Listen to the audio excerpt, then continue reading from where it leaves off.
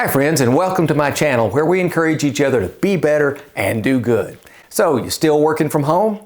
Today I've got 5 quick and easy tips for you to help you be better, that is, more productive working from home. Now, I understand not all of you work from home from work. You know, some of you I know are full-time parents, and so you work at home. I appreciate that. Others of you are retired.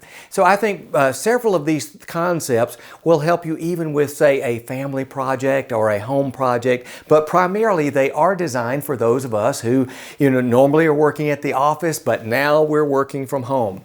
And I know some of you might say, Alan, I've been working from home for 6 or 8 months. Why didn't you share these things with me back then? Well, a couple of reasons. Number one, none of us knew 6 or 8 months ago that we would still be working from home here in November, right? So I couldn't share what we didn't know about. Number two is I didn't know these things then. I've had to also adapt in working from home. And some of the things that I've learned have helped me be better, I think, and be a bit more productive in working from home. So I thought I would share them with you so that they hopefully then also will help you be better. But let's jump right in here. So things to help us be better and more productive working from home. Number one is have a defined workspace. Now, when we're at the office, we have a defined workspace, don't we? Whether that's a cubicle or a window office with a 4-foot plant or a workstation or something to that effect, we have a defined workspace. And that tells our brain, which then in turn tells us, when I am here, I'm working. Now see this space behind me, this is my desk, and that's where I turn around and I sit at that monitor and that keyboard, and that's where I do my work 8 or 9 hours a day. And so when I'm there, my brain tells me, we're working, I'm working. So that is your defined workspace. I've had some people tell me, hey, when I get up, I'll grab my laptop and sit in bed and work a little while. Then I'll go to the couch in the living room, maybe at the kitchen table, I'll go here or there. But I just don't seem to get much done. Well, number one, that's a whole lot of moving around the house time, isn't it? But number two, I think, the brain doesn't connect. It doesn't tell you, hey, this is the workspace. So have a defined workspace. Number two, similar to that, is have a defined work time. You see, again, when we're going to the office, we have, or the work area, we have certain times we have to be there to clock in or clock out. And for some of us, it's a range. Maybe you have to be there sometime where between 7 and 9 in the morning, and you can leave between 4 and 6. Others of us, it's a very defined clock in at 7, clock out at 3:30. But again, your brain tells you, hey, this is work time. So I'm going to encourage you to establish a defined work time at home as well. So your brain helps you know that's the time to work. And here's what happens. You see 2 personality types that click in there. One on this side says, well, I don't really have a defined work time, so I'll get around to it and I'll start a little later. I'll have a few cups of coffee. I'll read the news. I'll check on things and then I'll get it. Now, they're not trying to slack, not trying to deprive the employer of any real honest work time. It just takes a little while to get started because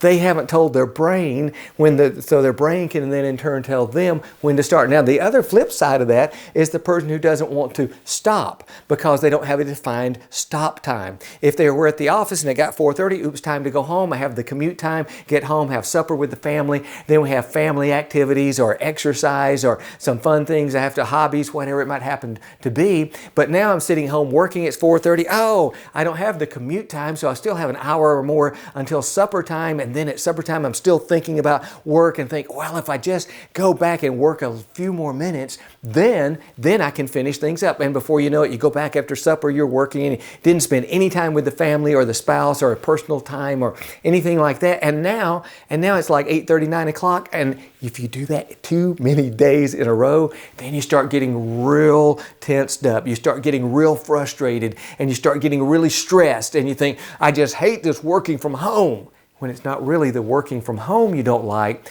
it's the fact you haven't slotted out any time for your family or for yourself. So give yourself a defined work time. Now, number three, the third thing I'm going to encourage you to do that has worked really well for me is using a timer cube. My daughter introduced these to me, and I have just found them to be so very handy. They came as a pair. This one measures seconds up to 10 10 minutes, and this measures minutes up to 60 minutes. I use this one quite a lot. Got them from Amazon. This is so very handy.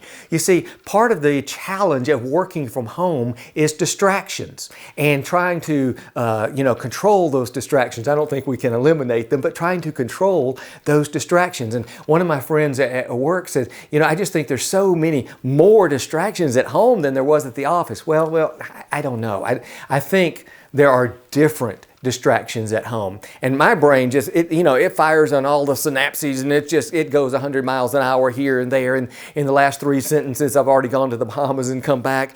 And this thing really helps me keep focused, because you see, that's what a distraction does. A distraction pulls our attention. It pulls our focus away from what we're trying to accomplish, what we're trying to do, the work, the job we're trying to do. So this little timer cube, you can set it at 15, 20, 30, and see, you don't have to set anything. You don't have to remember to do it. It's real simple. It's real easy, and therefore, you can have it sitting right beside your keyboard, and you can flip it up here to 30 minutes. The red light comes on, it starts flashing, it beeps, and then it's going to start counting down 30 minutes.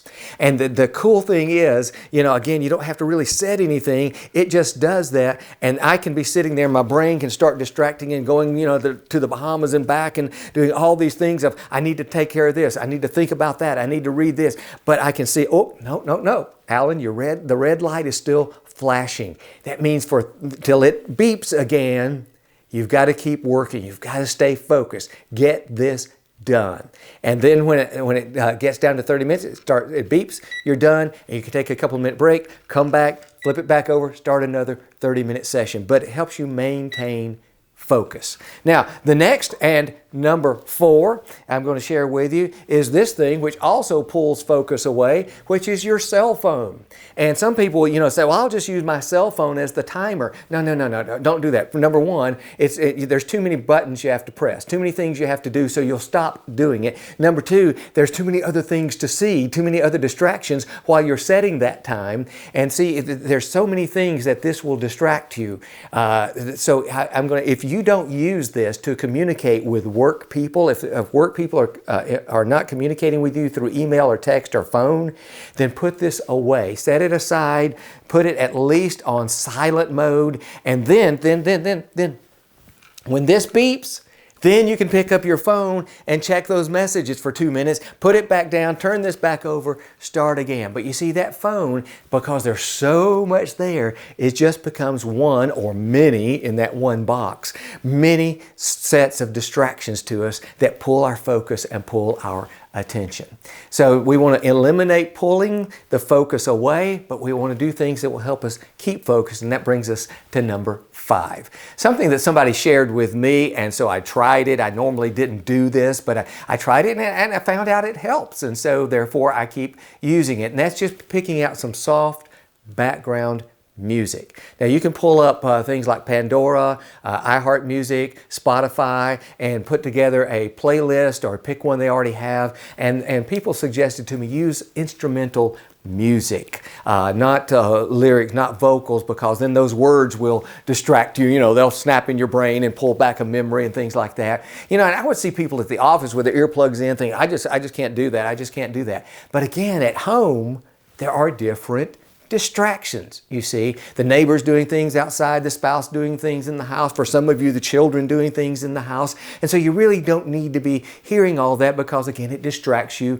pulls your focus. So some soft background music playing. Now, what I have to do is in the morning, yes, I'll put on some instrumental, then just have that playing, kind of elevator music, playing in the background, just kind of, blocks out the other distractions around me. But then in the afternoon, after lunchtime, I'll start getting a little sleepy, and so I need to wake up, I need to pep up, I need to energize. So then I'll put on a playlist that actually has some of my favorite songs and lyrics with it, and so that gets me pumped up and energized a little bit again. So there you go, 5 quick and easy tips to help you be more productive, to help you be better working from home. They've worked for me. I hope they help you as well. Please leave notes down in the comments. I appreciate it. Subscribe to my channel. Thank you for watching. Videos come out every Monday.